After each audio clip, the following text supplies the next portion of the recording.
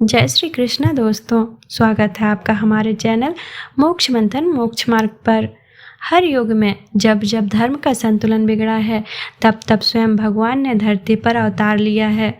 कभी मर्यादा पुरुषोत्तम राम के रूप में तो कभी योगेश्वर कृष्ण के रूप में। लेकिन आज हम आपको एक ऐसे ही अद्भुत और अनोखे अवतार की कहानी सुनाने जा रहे हैं। बौने ब्राह्मण के रूप में भगवान विष्णु का वामन अवतार।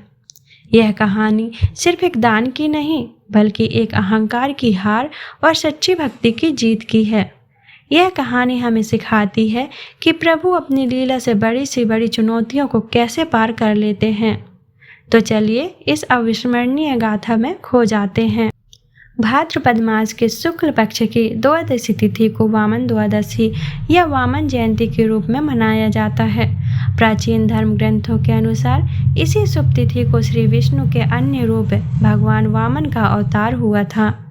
धार्मिक पुराणों तथा मान्यताओं के अनुसार भक्तों को इस दिन व्रत उपवास करके भगवान वामन की स्वर्ण प्रतिमा बनवाकर पंचोपचार सहित पूजा करनी चाहिए। ऐसा माना जाता है कि जो भक्त श्रद्धा भक्ति पूर्वक इस दिन भगवान वामन की पूजा करते हैं उनके सभी कष्ट दूर होते हैं। तो चलिए श्रवण करते हैं वामन अवतार की पौराणिक कथा। बहुत समय पहले की बात है। दैत्यों के एक बेहद शक्तिशाली राजा थे जिनका नाम था बलि। अपने दादा भक्त प्रहलाद की तरह राजा बलि भी दान पुण्य और धर्म के मार्ग पर चलते थे, लेकिन उनकी दानवीरता के साथ ही उनका अहंकार भी बढ़ता जा रहा था। उन्होंने अपने पराक्रम से तीनों लोकों पर अधिकार कर लिया था और यहाँ तक कि स्वर्ग के राजा इंद्र को भी उनके सिंहासन से हटा दिया था। स्वर्ग पर दैत्यों का राज हो चुका था और सभी देवतागण असहाय और दुखी थे। देवताओं की माता अदिति अपने पुत्रों की यह दुर्दशा देखकर बहुत दुखी थीं। उन्होंने अपने पति ऋषि कश्यप से सहायता मांगी। ऋषि ने उन्हें बताया कि केवल भगवान विष्णु ही इस समस्या का समाधान कर सकते हैं। ऋषि के कहने पर अदिति ने कठोर तपस्या शुरू कर दी। उनकी तपस्या से प्रसन्न होकर भगवान विष्णु प्रकट हुए और उन्होंने अदिति को वरदान दिया कि वे स्वयं उनके पुत्र के रूप में जन्म लेंगे और देवताओं का खोया हुआ राज्य वापस दिलाएंगे। समय आने पर भगवान विष्णु ने अदिति के गर्भ से एक बौने ब्राह्मण बालक के रूप में जन्म लिया। उनका नाम वामन रखा गया। उनका शरीर छोटा था पर उनका तेज और ज्ञान इतना विशाल था कि ऋषि मुनि भी उनसे प्रभावित होते थे। वे तेजी से बड़े हुए और अपने गुरु से सभी शास्त्रों का ज्ञान प्राप्त किया। एक दिन जब राजा बलि अपनी जीत की खुशी में एक विशाल यज्ञ का आयोजन कर रहे थे, तब वामन अपनी एक छोटी सी छतरी और कमंडल लेकर उस यज्ञशाला में पहुंचे। वामन के दिव्य तेज से पूरी यज्ञशाला रोशन हो गई। राजा बलि ने उनका भव्य स्वागत किया और उनसे कोई भी दान मांगने को कहा। राजा बलि ने वामन से कहा कि वह जो भी मांगेंगे वह उन्हें दे देंगे। इस पर वामन ने राजा बलि से बड़ी ही विनम्रता से कहा, हे राजन, मुझे और कुछ नहीं चाहिए, बस 3 पग भूमि चाहिए जिसे मैं अपने छोटे से पैरों से नाप सकूं। एक सन्यासी को इससे ज़्यादा की क्या ज़रूरत।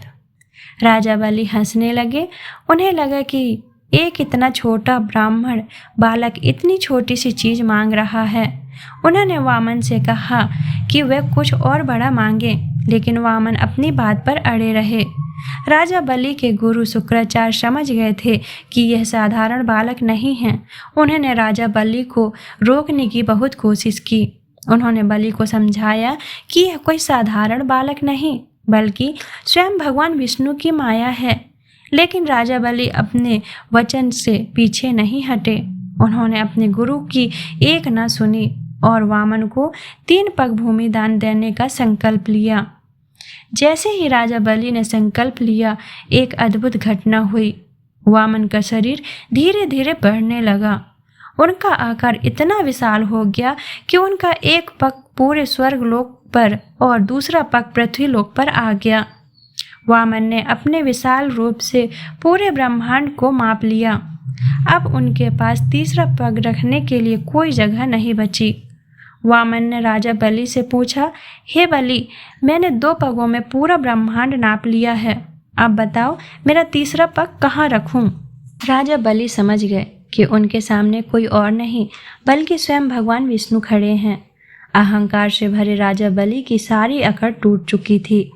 उन्होंने हाथ जोड़कर पूरी विनम्रता से अपना सिर झुका लिया और कहा, हे प्रभु, तीसरा पग मेरे सिर पर रखिए। मेरे पास देने के लिए अब बस यही बचा है। भगवान वामन उनके इस समर्पण से बहुत प्रसन्न हुए। उन्होंने अपना तीसरा पग राजा बलि के सिर पर रखा और उन्हें पाताल लोक का राजा बना दिया। भगवान ने राजा बलि की भक्ति और समर्पण से प्रसन्न होकर उन्हें वरदान भी दिया कि वे हर वर्ष उनके राज्य में उनसे मिलने आया करेंगे। इस कहानी से हमें यह महत्वपूर्ण सीख मिलती है कि सच्चा दान और महानता अहंकार से नहीं बल्कि विनम्रता से आती है। राजा बलि को उनकी दानवीरता पर अहंकार था, लेकिन जब उन्होंने पूरी विनम्रता से भगवान को खुद को समर्पित कर दिया तो उन्हें मोक्ष प्राप्त हुआ। भगवान ने अपने भक्त का मान रखा और उसे अमरता का वरदान दिया। आशा है कि आपको यह कथा पसंद आई होगी। ऐसी ही और प्रेरणादायक कहानियों के लिए हमारे चैनल को सब्सक्राइब करें, इस वीडियो को लाइक करें और अपने दोस्तों के साथ शेयर करें। अगली वीडियो में एक नई कहानी के साथ फिर मिलेंगे। तब तक के लिए नमस्कार।